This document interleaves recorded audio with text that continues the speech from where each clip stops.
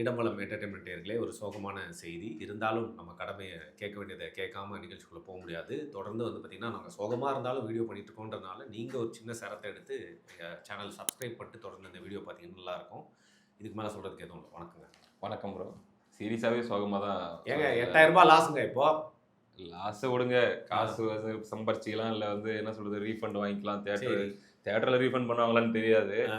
Train அது இதுன்னு அதில் ஒரு 50% ரீஃபண்ட் அப்படின்னு பார்த்துக்கலாம். அது கூட இல்லை. என்னன்னா மைண்ட் செட் பண்ணியாச்சு. வேற ஷெட்யூல் பண்ணி வச்சு இந்த பிளான்லாம் கேன்சல் பண்ணியாச்சு. அது எல்லாத்தையும் தாண்டி 9ஆம் தேதி படம் பார்க்குறோம் அப்படின்ற ஒரு மைண்ட் செட் இருந்தது. எல்லாமே நாசமா போச்சு.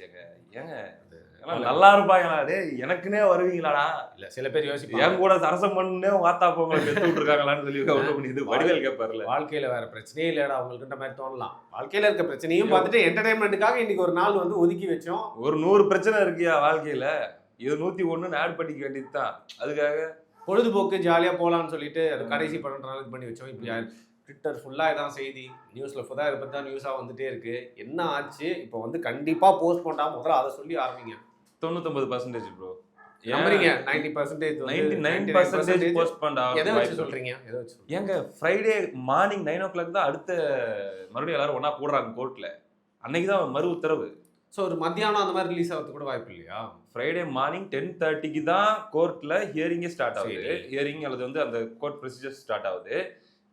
அவங்க அது நம்ம நேற்றே பார்த்தோம். 2:30க்குன்னு சொல்லிட்டு மறுபடியும் 3 மணின்னாங்க. 3 மணின்னு சொல்லிட்டு அப்புறம் லேட்டாக ஸ்டார்ட் பண்ணாங்க. அது எப்போ ஸ்டார்ட் ஆகி எப்போ போகும்னு தெரியாது. அண்டு படத்துக்கு சர்டிஃபிகேட் கொடுங்கன்னு உத்தரவு வந்தால் அதுக்கப்புறம் அவங்க வந்து கொடுக்குற ப்ராசஸ்ன்றது ஒரு நாள் ஆகலாம், 24 hours வரைக்கும் கூட ஆகலாம். ஆமாம். ஸோ இது எல்லாமே வச்சு பார்க்கும்போது 9th ரிலீஸுங்கிறது ஆல்மோஸ்ட் இம்பாசிபிள் அப்படிங்கிற ஒரு விஷயம். கனவு காண வேணாங்கிறீங்க. எனக்கு இப்போ எதுவும் சரி போயிடுவோமோன்னு ஒரு நம்பிக்கை இருக்கு பிரதர். யோசிப்பாங்கல்ல, ஒருவேளை நைட்டா மீண்டும் ஒரு முறை சில கேசஸ்லாம் நடக்கும். அவசர வழக்கா பாருங்க, ஏதாச்சும் சொல்லுங்க இது இப்படி. ஏன்னா 500 crores involved. 80 crores already pre sales பண்ணிட்டாங்க. ரெக்கார்ட் ஆயிடுச்சு பாக்ஸ் ஆஃபீஸ்ல. 80 crores ஆல்ரெடி சேல் ஆயிடுச்சு. இப்போ அத்தனையும் ரீஃபண்ட் இனிஷியேட் பண்ணணும், அத்தனையும் மாற்றணும், ஷெட்யூல் பண்ணணும். எத்தனை பேர் லீவ் சொல்லியிருப்பான்? இவ்வளோ இருக்கு. பட் வேற வழியே இல்லை. இதை வச்சு செய்யறாங்க முடிவாயிருச்சு, செஞ்சுட்டு தான். முதல்ல சொல்றீங்க நீங்க, அதாவது இந்த போர்டு, அதாவது சென்சார் போர்டு, இதுக்கு பின்னாடி பிஜேபி இருக்குன்ற ஒரு குற்றச்சாட்டு இருக்குது, அல்லது இதுக்கு பின்னாடி ஒரு டார்க் பாலிடிக்ஸ் இருக்குதுன்ற குற்றச்சாட்டு இருக்குது. எல்லாத்துக்கும் அப்பாற்பட்டு முதல்ல நீ கோர்ட்ல என்ன நடந்துச்சுன்ற முக்கியமான அந்த வாதங்களை நம்ம எடுத்து பார்த்துடலாம். அனல் பறக்கிற வாதம் நடந்திருக்குது இன்னைக்கு கோர்ட்ல. ஆக்சுவலி இப்போ இவங்க சார்பில், சென்சார் போர்டு சார்பில் இவர் அசிஸ்டன்ட் சொலிசிட்டர் ஜெனரல் ஏஎஸ்ஜி அப்படின்னு சொல்லுவாங்க. அது சில பேர் ஏஜிஎஸ் அப்படின்னு சொல்லிட்டு போயிட்டு இந்த பக்கம் இவங்களுடைய ஜனநாயகன் தரப்பு சார்பில் வந்து சதீஷ் பராசுரன் அப்படின்னு சொல்லி ஒருத்தர். இவரும் அயோத்தியா கேஸ்ல இந்த மாதிரியான விஷயங்கள்லாம் நல்ல எக்ஸ்பீரியன்ஸ் இருக்கக்கூடிய ஒரு அட்வொகேட் தான். இப்போ இவங்களுக்குள்ள நடக்கிற இந்த ஆர்குமெண்ட்ல பாத்தீங்கன்னா மொதல் விஷயமே அதாவது 5 பேர் படத்தை பார்த்துருக்காங்க. 18ஆம் தேதி இவங்க சப்மிட் பண்ணிட்டாங்களா படத்தை வந்து 18ஆம் தேதி சென்சார்கிட்ட கொடுத்துட்டாங்க. டிசம்பர் 18 5 பேர் சேர்ந்து படத்தை பார்த்துருக்காங்க. 4 பேர் வந்து ஓகே, எந்த இஷ்யூவும் இல்லை. அதுலேயும் பார்த்தீங்கன்னா அவங்களுக்கு சஜஷனும் சொல்லியிருக்காங்க. படத்தை 5 பேர் பார்த்துட்டு 27 சஜஷன், 27 மாடிஃபிகேஷன் சொல்லியிருக்காங்க. மியூட்டு, கட்டு, அது இது அப்படின்னு சொல்லி 27. சரி, அதுவும் பண்ணியிருக்காங்க. பண்ணுறதுக்கு ஓகே சொல்லிட்டாங்க மூவி சைடு. அடுத்து என்ன அப்படின்னா, அந்த 5 பேரில் ஒரு மெம்பர், அந்த ஒரு மெம்பர் வந்து கம்ப்ளைண்ட் ரைஸ் பண்றாரு. யாருக்கிட்ட? அவங்களுடைய சேர்பர்சன் கிட்ட, அவங்களுடைய தணிக்கை குழுவுடைய தலைவர்கிட்ட அவர் ஒரு கம்ப்ளைண்ட் ரைஸ் பண்றாரு. இது 4 பேருக்கு பிரச்சனை இல்ல. என்னன்னா படத்துல வந்து ஒரு சில இஷ்யூஸ்லாம் இருக்குது, மைனாரிட்டிஸை புண்படுத்துற மாதிரியான விஷயம் இருக்குது. அதனால இந்த குழுவுல மைனாரிட்டிஸ் யாரும் இல்லை. அதனால மறுபடியும் ரிவைசிங் கமிட்டி ஒன்று போட்டு மறுபடியும் ஒரு 5 பேர் கொண்ட குழு ரெப்ரசன்டேஷன் இருக்கணும். அவங்க பார்த்து அதுக்கப்புறம் சொல்லணும்ட்டு. ஸோ இதுதான் வந்து கம்ப்ளைண்ட்னு வச்சுக்கோங்களேன். இதை வந்து நாங்கள் 5ஆம் தேதியே சொல்லிட்டோம், பட தயாரிப்புக்கு நாங்கள் நோட்டிஃபை பண்ணிட்டோம் அப்படிங்கிற மாதிரி இவங்க சொல்கிறாங்க. அதாவது இப்போ படம் ரிலீஸ்க்கு 4 நாளைக்கு முன்னாடி நாங்கள் சொல்லிட்டோம் அப்படின்னு சொல்லி. இதில் இப்போ இந்த சைடு, இப்போ நான் சொன்னேன் இல்லையா, பராசரன் அவர் வந்து ஆர்கியூ பண்ணுறாரு. என்ன கேட்குறாரு? 5 பேர்னா அதில் 4 பேர் வந்து இஷ்யூ இல்லைன்னு சொல்கிறாங்க. ஒரு குழு பார்க்குதுன்னா மெஜாரிட்டி ஆட்கள் எத்தனை பேருடைய ஒப்பீனியனோ அதுதான் வந்து ஃபைனல் டெசிஷனாக இருக்க முடியும். அப்போ 4 பேர் இஷ்யூ இல்லை, ஒருத்தருக்கு தான் இஷ்யூ அப்படின்னும் போது இதை எப்படி நம்ம கன்சிடர் பண்ண முடியும்? அப்படி அது போக நீங்க மெம்பர் ஆஃப் என்ன சொல்றது, அந்த சென்சார் போர்டு, சரி, நீங்க மாடிஃபிகேஷன் தான் சொல்ல முடியுமே தவிர நீங்களே கம்ப்ளைண்ட் எப்படிங்க பண்ணலாம்? பாதிக்கப்பட்டவங்க தான் கம்ப்ளைண்ட் பண்ணணும். நீங்க வந்து பார்த்துட்டு கரெக்ஷன் சொல்லக்கூடிய இடத்துல இருக்கிறவங்க. பட் நீங்களே கம்ப்ளைண்ட் பண்ணிருக்கீங்க உங்க சேர்பர்சன் கிட்ட. அவருக்கு எல்லா அதிகாரமும் இருக்குது. அவர் நினைச்சா என்ன வேணா சொல்லலாம். சர்டிபிகேட் கைக்கு வந்துட்டா அதுக்கப்புறம் அந்த படம் ரிலீஸ் ஆகிறது யாராலையும் தடுக்க முடியாது. ஆனா சர்டிபிகேட் கைக்கு வர கடைசி நொடி வரைக்கும் என்ன வேணா டிசிஷன் எடுக்கிறதுக்கு அவங்களுக்கு ரைட்ஸ் இருக்குது. அப்படிதான் ரூலே இருக்குது. அப்போ இது அன்ஃபேருங்க. 500 கோடி ரூபாய் பிசினஸ் இதுல இன்வால்வ் ஆயிருக்குது. ஒரு இத்தனை பேர் இதுல நின்றுட்டு இருக்கிறாங்க. அப்படின்னும் போது இது நியாயமா அப்படின்னு சொல்லி இவங்க தரப்புல எடுத்து கேட்கறாங்க. அவங்க என்ன சொல்றாங்க, கொஞ்சம் அரகண்டான சில பதில்களும் சொல்றாங்க. எங்களுக்கு எல்லா பவரும் இருக்குது. நாங்க இப்போ ரிலீஸ் டேட் உங்களை யார் போட சொன்னது? இல்லங்க, அந்த தை பிறந்தால் வழி பிறக்க மாதிரி தொடர்ந்து அராஜகமான வார்த்தைகள் வந்துட்டே இருக்கு. அது வந்து ஜட்ஜி ஒரு இதா சொன்னது, ஒரு சும்மா ஃபன்னா சொன்னதுன்னு கூட எடுத்துக்கலாமே. இது நான் சொல்றது இந்த போர்ட் சைடுல இருந்து சொல்றேன். போர்ட் சைடுலயும் அதே மாதிரி அவங்க என்ன சொல்றாங்கன்னா, நாங்க சர்டிபிகேட் கொடுக்குற வரைக்கும் நாங்க டெசிஷன் எடுக்கிறது எங்களுக்கு எல்லா ரைட்ஸும் இருக்குது. அதாவது முதல்ல 18ஆம் தேதி கொடுத்தாங்கல்ல, அப்ப இருந்து 15 நாளைக்குள்ள முதல் தணிக்கை அந்த ரிவ்யூ பண்ற, அதாவது அந்த படத்தை வந்து சென்சார் பண்ற ப்ராசஸ் இருக்குதாங்க. அந்த 15 நாளைக்குள்ள மறுபடியும் இஷ்யூ இருக்குது அப்படின்னா ரிவைசிங் கமிட்டி அப்படின்னு ஒன்று போட்டு அது மூலமா அடுத்த 20 நாள் வரைக்கும் அவங்க டைம் எடுத்துக்கலாமா. அப்போ ஜனவரி 5ஆம் தேதியில இருந்து அடுத்த 20 நாள் வரைக்கும் சென்சார் போர்டு நினைச்சா டைம் எடுத்துக்க முடியும். அடுத்த குழு அமைச்சு அடுத்த சென்சார் பண்றதுக்கு. அப்ப எங்க போகுது? அது ஜனவரி எண்டுக்கு போயிடுது, பிப்ரவரிக்கு போயிடுது. ஸோ இதுதான் அவங்களுக்கு இருக்கிற இஷ்யூ. இப்போ அவங்க என்ன சொல்றாங்க, நாங்க பண்ணலாங்க, எங்களுக்கு எல்லா ரைட்ஸும் இருக்குது, நீங்க ஏன் டேட் போட்டீங்க? நீங்களா நான் 9ஆம் தேதி டேட் அப்படி இல்லைங்க, டேட் போடுவாங்க, இந்த மாதிரி சப்மிட் பண்ணிட்டு வந்து இதான ப்ரொசீஜர் இல்லைங்க. இது வந்து ஒரு எல்லாருக்கும் தெரிஞ்ச ஒரு அண்டர்ஸ்டாண்டிங். சட்டப்படி என்னன்னா சர்டிபிகேட் வாங்கிட்டு தான் டேட் போடணும். ஆனா எல்லாரும் டேட்டை போட்டு தான் எல்லா படத்துக்குமே இதான் வழக்கமா போட்டு தான் ஷூட்டே ஸ்டார்ட் பண்ணுவாங்க. ஆனா வாங்கிப்பாங்க, அதெல்லாம் ஸ்மூத்தா நடந்துரும். இது வந்து ட்ரிக்கியா நடந்திருக்கிற ஒரு விஷயம். இது வந்து இவங்களும் எதிர்பார்க்கல, யாருமே எதிர்பார்க்கல. பட் என்னன்னா கேவிஎன் சைடு இன்னும் ஏர்லியஸ்டா போயிருந்திருக்கலாம். படம் அவுட்புட் எடுத்துட்டாங்க. 18ஆம் தேதி போறது இன்னும் 10-15 நாள் முன்னாடியே போயிருக்கலாம்னு சொல்லி விஜய் இன்சிஸ்ட் பண்ணியிருந்தாரு. அதையும் இவங்க கொஞ்சம் ப்ரொடக்ஷன் ஹவுஸ் சைடு சொதப்பிட்டாங்கன்னு சொல்றாங்க. எந்த அளவுக்கு உண்மை பொய்ன்னு தெரியலைங்க. இப்போ இப்படி இருக்கக்கூடிய சூழல்ல அவங்க போர்டில் என்ன சொல்றாங்க, எல்லா அதிகாரமும் அவருக்கு சேர்பர்சன் தான் இருக்குது. அவர் நினைச்சா இன்னைக்கு நைட்டே கூட, இன்னைக்கு நைட்டு கூட அவர் நினைச்சா எனக்கு இஷ்யூ இல்லைங்க, படம் வந்துடும். ஆமா, நான் மறுபடியும் படத்தை பார்த்தேன், ஓகே தான், ரிலீஸ் பண்ணுங்கன்னு சொல்லிட்டாருன்னா ரிலீஸ், சர்டிஃபிகேட் கொடுத்துட்டாங்கன்னா முடிஞ்சு. அதை வச்சுக்கிட்டு அவங்க என்ன வேணா பண்ணலாம், இன்னும் 20 நாளைக்கு கூட இழுக்கலாம் அப்படின்ற மாதிரி தான் இருக்கு. இதுல கோர்ட் ஏதாச்சும் ஒரு உத்தரவு, ஸ்ட்ராங்கான உத்தரவு கொடுக்கணும். அது கொடுத்தாலும் 9ஆம் தேதி ரிலீஸ்ங்கிறது வாய்ப்பு இல்லை. அதனால தான் நீங்க 99% வரதுக்கு வாய்ப்பு இல்லை. மேபி 14th மூவ் ஆகலான்ற மாதிரி சொல்றாங்க, அல்லது 10th வரலான்ற மாதிரி சொல்றாங்க. 14th அது வந்து ஒரு 10th 11 அதான் அந்த மாதிரி போகலான்ற மாதிரி சொல்றாங்க.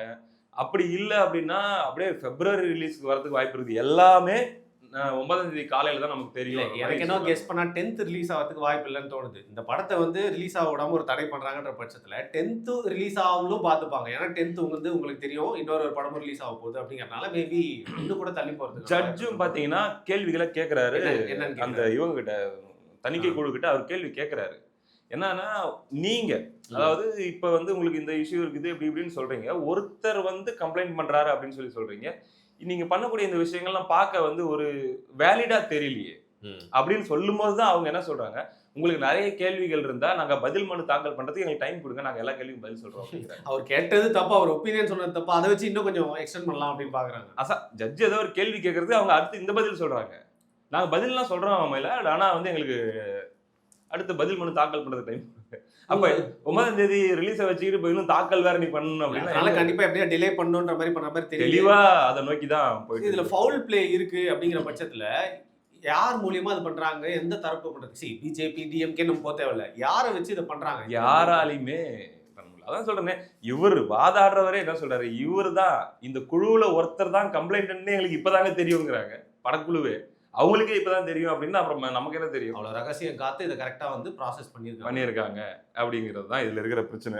வேற இதுல கீ பாயிண்ட்ஸ் என்ன அப்படின்னு பாத்தீங்கன்னா, அதான் அது இப்ப வந்து படத்தரப்பு என்ன சொல்றாங்க அப்படின்னா, பாக்குறாங்க கமிட்டி பார்த்துட்டு தான் அவங்க யூஏ கொடுக்குறாங்க, இவ்வளவு கரெக்ஷன் எல்லாம் சொல்றாங்க, ஒரு மனசா அந்த படத்துக்கு அவங்க கொடுக்க தயாராயிட்டாங்க. அதுக்கப்புறம் ஒரு நபர் உத்தரவு கொடுத்தாரு, இது கம்ப்ளைண்ட் கொடுத்தாருங்கிறதெல்லாம் ஏற்க முடியலங்கிறாங்க. ஜட்ஜும் அந்த கேள்விதான் கேட்கிறாரு. பட் நான் தான் சொன்னேன்ல, end of the day power அப்படிங்கிறது அவங்க கையில இருக்குது. சர்டிபிகேட் கையில வாங்குற வரைக்கும் பவர் அவங்க கையில தான் இருக்குதுன்றதாங்க நிலைமை. இந்த சூழ்நிலையில ஒரு பக்கம் விஜய் ஹேட்டர்ஸ் எல்லாரும் பயங்கரமான கொண்டாட்டம், பயங்கரமான சந்தோஷத்துல இருக்காங்க. ஆனா பெரும்பாலான சப்போர்ட்டர்ஸ் அல்லது மற்ற நடிகர்களுடைய சப்போர்ட்டர்ஸை கூட இந்த டைம்ல இது ரொம்ப டூ மச்சியா அப்படின்னு பார்க்கக்கூடியவங்களும் இருக்காங்க. இன்னொரு பக்கம் பார்த்தீங்கன்னா சிவகார்த்திகேயன் ஃபேன்ஸ் சொல்லவே தேவையில்ல. அவங்க இருக்காங்களா, திமுக உடன்பிறப்புகள் தான், வேற யாரும் இல்லை. அவங்க தான் இப்போ சிவகார்த்திகேயன் ஃபேன்ஸா கன்வெர்ட் ஆகி மாறு வேஷம் போட்டு சுத்தி நிற்கிறாங்க. அதனால அவங்க பயங்கரமான கொண்டாட்டத்தில் இருக்கிறாங்க. ஆனா படமும் இன்னும் வருமா அப்படிங்கிற ஒரு சின்ன கேள்வி இருந்துட்டு வந்துரும் சொல்றாங்க. இல்ல இப்ப என்ன நிலைமை, ஏன் அப்படி சொல்றீங்க? வந்துருமா? அவங்களுக்கு இன்னும் கைக்கு சர்டிபிகேட் வரல அப்படின்ற மாதிரி சொல்றாங்க. ரைட். பட் இஷ்யூ இருக்காதுன்றது இப்போ வரைக்கும் ஸ்ட்ராங்கா நம்பப்படும். ஏன்னா இப்போ வரைக்கும் தியேட்டர்ஸ் ஆட் பண்ணிட்டே இருக்காங்க. இதுலயே நம்ம புரிஞ்சுக்கலாம், வர ஆரம்பிச்சிச்சு, புக்கிங் ஓபன் ஆக ஆரம்பிச்சிச்சு. அதுலயே நம்ம புரிஞ்சுக்கலாம் அவங்களுக்கு பெரிய இஷ்யூ இருக்காது அப்படின்ட்டு. எல்லாத்த விட இதுல பயங்கர கொண்டாட்டமா இருக்கிறது யாருன்னா பிரபாஸ் அண்ட் கேங்கா? பிரபாஸ் கேங் தான். ராஜா சாபா? ராஜா சாப் வந்து தெலுங்குல ரிலீஸ் ஆக்சுவலி படத்துக்கு வந்து இப்போ இருந்து ஸ்டார்டிங்ல இருந்தே ஒரு பேட் வைபாவே இருந்துட்டு இருக்காங்க. படம் நல்லா இருக்காதுன்ற மாதிரி ஒரு ஃபீல். சரி. அல்லது வந்து ரொம்ப ஹைப் ரொம்ப கம்மி எக்ஸ்பெக்டேஷன். அதாவது இந்த ஆதிபுருஷ் படம் வந்தப்போ ஒரு வைப் இருந்துச்சுல்ல, அந்த மாதிரியான ஒரு வைப்ல தான் இருக்கு. புக்கிங் ரொம்ப ரொம்ப புவரா போயிட்டு ஆல் ஓவர் இந்தியாவாகட்டும் வெளியவும் ஆகட்டும். இதுல ஜனநாயகனுடைய என்ட்ரி வந்து தமிழ்நாட்டை விட அவங்கள தான் ரொம்ப டிப்ரெஸ் பண்ணி வச்சிருச்சு. விஜயோட லாஸ்ட் படம் தில்ராஜை வச்சு கிழிக்கின்னு கிழிச்சிட்டு இருந்தாங்க தெலுங்கு ஆடியன்ஸ். எப்படா நீ தியேட்டர் போடலாம், நம்ம தெலுங்கு வாழ் படம் வந்து இங்க ரிலீஸ் ஆகுது இப்ப பொங்கலுக்கு சங்கராந்திக்கு, நம்ம ஆளுங்களே 3 ஸ்டாருங்க படம் ரிலீஸ் ஆகுது. அப்ப நீ டப்பிங் படத்துக்கு எப்படி 200 ஸ்கிரீன் 300 ஸ்கிரீன் எப்படி கொடுக்கலாம்? ராஜா சாபுக்கு கூட எக்ஸ்ட்ரா ஸ்கிரீன் அப்படின்னு சொல்லி அவங்க வெறியில இருந்தாங்க. இது ஒரு பெரிய பிரச்சனையா போயிட்டு இருந்துச்சு. இப்போ இந்த படம் அடி வாங்கிருச்சு அப்படின்னு உடனே கொண்டாட்டமான நிலைக்கு போயிட்டாங்க. ரைட்ரா, எங்களுக்கு ஃப்ரீ ரிலீஸ் கிடைச்சிருச்சு. அதே மாதிரி ஓவர்சீஸ்லயே அடி. ஜனநாயகன் வந்து உள்ள வர்றதுனால ஸ்கிரீனே இல்லை. பராசக்திக்கெல்லாம் பராசக்தி கலெக்ஷன் பார்த்தாங்க, சிரிச்சிட்டோம். அதாவது பாக்ஸ் ஆபீஸ் கலெக்ஷனா? ஐ மீன் புக்கிங் ஏதோ ஒரு டெரிட்டரியில ஓவர்சீஸ்ல $2700. யோ இது யூடியூப் ரெவன்யூவா, இவ்வளவுதான் நீ பண்ணிருக்கியா அப்படிங்கிற மாதிரி. நிஜமா சொல்றீங்க? ரொம்ப கம்மியா இருக்கு. அதாவது அந்த டைம் நான் பார்த்த டைம் வரைக்கும் பாத்தீங்கன்னா மொத்தமே 113 டிக்கெட்டா இல்ல 100 டிக்கெட்ல பாட்ஸ் போட்டு வியூஸ் ஏத்தறதுனால அந்த சேனலுக்கும் பாத்தீங்கன்னா ரெவன்யூ வராது. புக்கிங்க்கும் இப்படி வரலனா என்னங்க? மொத்தமே ஏதோ 113 டிக்கெட்டே ஏதோ சேல் ஆயிருச்சு, சோல்ட் அவுட் ஆயிருச்சு. பாரு $2700 இந்த முகம் இந்த சீனை போட்டுட்டு இருந்தீங்க அப்படின்ற மாதிரி இருந்துச்சு. பட் ஓகே, இப்போ என்னன்னா, ஏன்னா இப்ப மலேசியால பாருங்க ஃபுல்லி ஜனநாயகன் தான். அப்படி எல்லா இடத்துலயும் தியேட்டர் எவனும் எல்லாம் கண்டு கூட இல்ல மத்த படத்தெல்லாம். இப்ப படம் வரலன்னு உடனே கேட் எல்லாம் ஓபன் ஆயிடுச்சா. இதுல பெரிய அடி வாங்க போறது யாரு அப்படின்னா ஓவர்சீஸ் டிஸ்ட்ரிபியூட்டர்ஸ் தான். அதாவது இப்ப ஜனநாயகன் சம்பந்தப்பட்ட. ஆமா ஆமா. ஏன்னா அவங்க இங்க விட அங்க இன்னும் நிறைய அந்த ஷெட்யூல் அப்படிங்கறது ரொம்ப ப்ராப்பரா இருக்கும். ஒரு குறிப்பிட்ட டேட்ல இருந்து இன்னொரு டேட் எக்ஸ்பென்சிவ் வேற கம்பேரிட்டிவ். ஆமா. அண்ட் அவங்களுக்கு மெயின் பிசினஸே அந்த ப்ரீ சேல்ஸ் தான். ஸோ டேட்லாம் பக்காவா செட் பண்ணி விட்டு அந்த 15வது நாள் முன்னாடி இருந்து புக்கிங் போயிட்டே இருக்கும். ரிலீஸ்க்கு முன்னாடியே பார்த்தீங்கன்னா $1 million $2 million கலெக்ஷன் அப்படின்றதெல்லாம் வந்துடும். இந்த மாதிரியான ப்ராசஸ் இருக்குல்ல, இப்போ எல்லாமே கம்ப்ளீட்டா கொலாப்ஸ் பண்ணும்போது அப்ப அடுத்த லைனப்ல வர மூவிஸ் அங்க ஏதாச்சும் இருக்கும்போது இங்க வேற மொழி படங்கள்லாம் கூட நம்பர் ஆஃப் தியேட்டர்ஸ்ல இஷ்யூ வரலாம். ஏகப்பட்ட சிக்கல்ல வந்து ஓவர்சீஸ் டிஸ்ட்ரிபியூட்டர் சிக்கியிருக்காங்க. அதே போல வந்து தமிழ்நாட்டுல கூட இந்த ரீஃபண்டிங் இஷ்யூ, புக்கிங் அந்த அளவுக்கு ஓப்பன் ஆகல, பட் ஓப்பன் ஆன வரைக்கும் ரீஃபண்ட் பண்ண வேண்டிய ஒரு விஷயம் இருக்கு. அது போக அதர் ஸ்டேட்ஸ்லாம் கொஞ்சம் புக்கிங் நல்லாவே ஆயிருக்கு. கர்நாடகா அங்க எல்லாமே ஆக வேண்டியது இருக்கு. இப்படியாக ஒட்டுமொத்தமா ஒரு மிகப்பெரிய ஒரு டிப்ரெஷன் மோட்ல ஜனநாயகன் டீம், விஜய் அவர்களுடைய ஃபேன்ஸ் ஒரு லாஸ்ட் படம் ஒரு செலிப்ரேட் பண்ண முடியல, அல்லது வந்து ஒரு மைண்ட் செட்டை வச்சு நம்ம பார்க்க முடியல அப்படிங்கிற மாதிரிலாம் பாதிப்பில் இருக்கிறார்கள். நீங்க தான் சொல்லணும். இல்லைங்க, எனக்கு தெரிஞ்ச ரீசென்ட்லி ஒரு படத்துக்கு இந்த அளவுக்கு ஒரு பிரச்சனை வந்து நான் வந்து பார்க்கவே இல்லை. அப்போ வந்து விஸ்வரூபம் வந்துச்சு. தலைவா கூட ஓகே ஒரு மாதிரி திருப்பி வந்து அதுக்கப்புறம் தியேட்டர்ல போயிட்டு வந்து பிரச்சனை பண்ணாங்க அப்போ ஆளுங்கட்சியா இருந்தவங்க. பட் இவ்வளோ ஒரு படத்தை வந்து பாத்தீங்கன்னா டேட்லாம் அறிவிச்சு லாஸ்ட் படம் அப்படின்னு சொல்லி, அதுவும் லாஸ்ட் படம் ஒரு எமோஷன் இருந்துச்சு. விஜய் ஹேட்டர்ஸ் அப்படிங்கிறவங்க கம்மியாக தான் இருப்பாங்க. ஒரு சினிமா ஆடியன்ஸாக நிறைய பேர் போயிட்டு இதை பார்த்து கொண்டாடலாம் அப்படின்னு வச்சிருந்தாங்கன்னு நினைக்கிறேன்.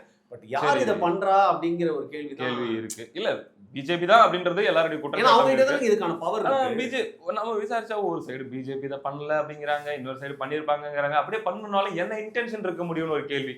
விஜய் அலைன்ஸ்குள்ள கொண்டு வரதுக்காக ப்ரெஷர் பண்றாங்க அப்படின்னா அவங்களுக்கு சிபிஐ கேஸ் இருக்குது. ஒரு லாஜிக் படி பார்த்தா அது மூலமா இது வந்து ஒரு மூவி சம்பந்தப்பட்ட விஷயம். அண்ட் விஜய இந்த மாதிரி நெகட்டிவான ஒரு விஷயம் பண்ணி அலைன்ஸ்குள்ள கொண்டு வந்தாலும் அது அலைன்ஸ் எப்படி ஒர்க் அவுட் ஆகும்? அவரோட ஒரு லாஜிக்கா இமேஜ் வந்து பாத்தீங்கன்னா ரொம்ப உயர்ந்துரும். இந்த நேரத்துல படத்தை வெளிய விடாம பட்டாங்க பாவம் பாவரு அப்படிங்கிற மாதிரி ஒரு சிம்பிள். விஜய நசுக்கி வெளிப்படையா ஓப்பனா நசுக்கி பப்ளிக்லாம் பார்க்குற மாதிரி பண்ணி அலைன்ஸ் கொண்டு வராங்கன்னே வச்சுக்கலாம். எப்படி அந்த அலைன்ஸ் வந்து நேச்சுரல் விளங்காதுங்கிறீங்க. விஜய்க்கு பாசிட்டிவான விஷயங்கள் பண்ணி கொடுக்குறேன்னு சொல்லி உள்ள, அதாவது மறைமுகமா பேசிட்டு அவங்க உள்ள கொண்டு வராங்கன்னா கூட அது வேற ஒரு அது வேற ஒரு பார்வைக்கு இருக்கும். சோ இது அதனாலதான் எனக்கு இது ஏன் பிஜேபி பண்ணணும், எந்த இடத்துல இவங்களுக்கு இதனால லாபம் வர முடியும், இருக்க சான்ஸ் இல்லையே. இல்ல எப்படி இவரை ஹர்ட் பண்ண பாக்குறாங்க, அவங்களோட இதுல என்ன கெயின் பண்ண பாக்குறாங்கன்றத வந்து யோசிச்சு தான் பார்க்கணும். ரொம்ப குழப்பமா இருக்கு. பின்னாடி இருக்கிற கால்குலேஷன் புரியல. அதுக்குன்னு பண்ண மாட்டாங்கன்னு சொல்ல, பண்ணக்கூடிய ஆளுங்க தான். பட் என்ன இன்டென்ஷனால இதை பண்றாங்கன்னு கெஸ் பண்ண முடியல. எனக்கு தெரிஞ்சு 2 பவரும் இணைந்து கள்ள கூட்டணியில இதை பண்றாங்களோ அப்படிங்கிற அந்த ஒரு கேள்விதான். ஏன்னா பெனிஃபிட் ஆகும் பராசக்தி டீம் நம்ம திராவிட லாபி ஏதாச்சும் வேலை செய்தா அப்படிங்கறதுல ஒரு சந்தேகம் இப்போ இருக்கு. 360 டிகிரிஸ் வந்து அரசியல் பண்ணிட்டு வேற ஏதாவது, ஏன்னா அவங்களுக்கு தாங்க இதுல அரசியல் இருக்கு. விஜய் எல்லா வகையிலும் இது பண்றதுல அவங்களுக்கு தான் அரசியல் இருக்கு. விஜய் சோலோவா போனாலும் ஏடிஎம்கே என்டிஏ அலையன்ஸுக்கு தான் லாபம், விஜய் அலையன்ஸுக்கு வந்தாலும் அவங்களுக்கு தான் லாபம் போது அவங்க விஜய் இப்ப அடிக்க வேண்டிய இடத்துல இல்ல. ஒன்றும் இல்லை, இப்போ கரூர் இஷ்யூல கூட நயினா நாகேந்திரன் சமீபத்தில் அமித்ஷா அவர்களை மேடையில் வச்சுக்கிட்டே பேசும்போது என்ன சொல்றாரு, இந்த கொலை நடந்ததுக்கு காரணம் ஐ மீன் அந்த 41 பேர் இறந்ததுக்கு காரணமே செந்தில் பாலாஜி தான் ஓப்பனா சொல்றாரு. அவரை காப்பாத்ததாங்க ஸ்டாலின் வீடியோ ரைட்டுக்குள்ள ஓடி வந்தாரு அப்படின்னு சொல்றாரு. அப்போ பிஜேபியுடைய ஸ்டாண்ட் இப்படி இருக்குதுன்னா அந்த விசாரணை எல்லாம் எப்படி போயிட்டு இருக்குது, உள்ள என்ன நடக்குதுன்னு தெரியாமையா அமித்ஷா வச்சுக்கிட்டு இந்த கருத்து சொல்லுவாரு. ஓகே, ஸோ விஜயை கார்னர் பண்றது பிஜேபியோட டார்கெட்டா இருக்கிறதுக்கான லாஜிக்கல் ரீசன்ஸ் எனக்கு இப்போ வரைக்கும் தெரியல. தெரிஞ்சா நம்ம பேசுவோம். சரி, ஓகே ஃபைன். அப்போ இந்த நேரத்தில் என்ன எனக்கு சொல்லணும்னு தோணுதுன்னா, இந்த படத்தை விட்டிங்கனாலே அது ஒரு 5 நாள் ஓடிட்டு போயிடும். பட் இந்த படத்தை இன்னும் ஒரு எக்ஸ்ட்ரா 5 நாள் ஓட வச்சிருவீங்களோ அப்படிங்கிற மாதிரி நீங்க வந்து பார்த்துக்கோங்க அப்படிங்கிற மாதிரி வந்து பார்த்தீங்கன்னா, யார் இதை வந்து கெடுக்க ட்ரை பண்றாங்களோ அவங்க கிட்ட வந்து சொல்ல வேண்டியது இருக்கு. மக்கள்லாம் சினிமா இருங்க இன்னொரு கேள்வி இருக்குது. இப்போ வரல 9ஆம் தேதி ஜனநாயகன் வரலன்னா 10ஆம் தேதி சோலோ ரிலீஸ் பராசக்தி எப்படி இருக்கும் ஓட்டம் அப்படின்னு நான் போய் பார்ப்பேன். வேற என்ன பண்ணுங்க, ரிவ்யூ பண்ணி ஆகணும். ஏன் தெரியுமா? ஏன்னா அதுல நிறைய விஷயங்கள் வந்து சொல்லியிருக்காங்க இப்படி இப்படி நடந்துச்சுன்னு சொல்லிட்டு. அட்லீஸ்ட் அதை பார்த்தாதான் நம்மளுக்கு வந்து இல்லைங்க இதெல்லாம் தப்பா சொல்லியிருக்காங்கன்னு சொல்லிட்டு நம்மளால டீபங்க் பண்ணி சொல்ல முடியும். சரி, நான் இப்பயே சொல்லிடுறேன், பராசக்தி படத்துக்கு நான் வரல. எனக்கு பெரிய ஸ்கிரீன்ல இன்பன் உதயநிதினு பாக்குறதுக்கு காண்டா இருக்கு. அப்ப மட்டும் கண்ண முடிக்கும் பிரியகுமார், என்ன இப்படி சொன்னீங்க? நம்ம போயிட்டு அதை பார்த்துட்டு அதுல எதுல தப்பா சொல்லியிருக்காங்கன்னு உடனே வெளி தமிழா சேனல்ல உங்களுக்கு பார்த்தா தானே சொல்ல முடியும். அப்புறம் எப்படி சொல்லுவீங்க? தெரியல. ஓகே, அப்படி ஒரு வேளை வர தோணல அப்படின்னா நீங்க பாத்துட்டு வாங்க. ரிவ்யூ நம்ம ஆடியன்ஸோட சேர்ந்து நானும் உங்க கூட ஆப்போசிட் சேர்ல உட்காந்துக்கிறேன். அப்படியே என்கிட்ட நீங்க சொல்ற மாதிரி ஆடியன்ஸ் இருக்கிறீர்களா? மாத்திக்கவே முடியாதா? தோணல பிரதர், ஒரு மாதிரி யார போயிட்டு போல அப்படிங்கிற மாதிரி இருக்கு. யாருங்க இவர் பாத்தீங்கன்னா விஜய் அப்படிலாம் இல்ல, நீங்க உடனே இல்ல விஜய் வந்து இதை பார்த்தாருன்னா புரிஞ்சுக்கோங்க உங்களுக்கு என்ன மாதிரியான வெறித்தனமான ஃபேன்ஸ்லாம் இருக்காங்க. 9ஆம் தேதி கேன்சல் ஆன கார்டில் உட்காந்துருக்கிறேன் பிரதர். நான் வந்து இது 4வது வாட்டி எனக்கு பெங்களூர் போகிறது கேன்சல் ஆயிருக்கு. அது மட்டும் இல்லாமல் இந்த படம் பார்க்க முடியலன்னு கொஞ்சம் ஒரு மாதிரி தோய்வாக தான் இருக்குது. இதை சுற்றி தான் என்னோட 3 நாள் பிளான் போட்டு வச்சிருந்தேன். பெரிய டிசப்பாயின்மெண்ட் தான். பட் இன்னும் எனக்கு ஏதோ ஒரு நம்பிக்கை இருக்குங்க, பார்க்கலாம். ஏதாச்சும் நடக்கும்டா, நடந்தால் நல்லதாக இருக்கும். அதனால தான் எதையும் கேன்சல் பண்ணாமல் வச்சிருக்கேன். இப்போ அப்படியே வைங்க. இன்னொரு சேடான விஷயம் என்ன தெரியுமா? தப்பாக சொல்ல, விஜய் ஃபேன்ஸ்லாம் இந்த படம் வரல அப்படின்னு தெரிஞ்சாலும் நீங்கள் போயிட்டு 9ஆம் தேதி தேட்டருக்கு வெளில நிற்பாங்க. நீங்கள் வேணா பாருங்க. இல்லை அந்த மாதிரி நடக்கும், அது மாதிரி நடக்கும். அந்த அளவுக்கு நடக்காதுன்னு நினைக்கிறேன். அந்த மாதிரி சேடான சீன் வராமல் இருக்கலாம், பார்க்கலாம். பட் எனிவே நீங்கள் என்ன நினைக்கிறீங்கப்பா, வருமா வராதா? இவர் சொன்ன தகவல்கள்லாம் எதுலாம் வந்து பார்த்தீங்கன்னா உங்களுக்கு நம்புற மாதிரி இருக்குது, யாருக்கு காரணமாக இருப்பாங்க நீங்கள் நினைக்கிறீங்க அப்படிங்கிறத மறக்காமல் கீழே பண்ணுங்க. நன்றி. நன்றி பிரதர்.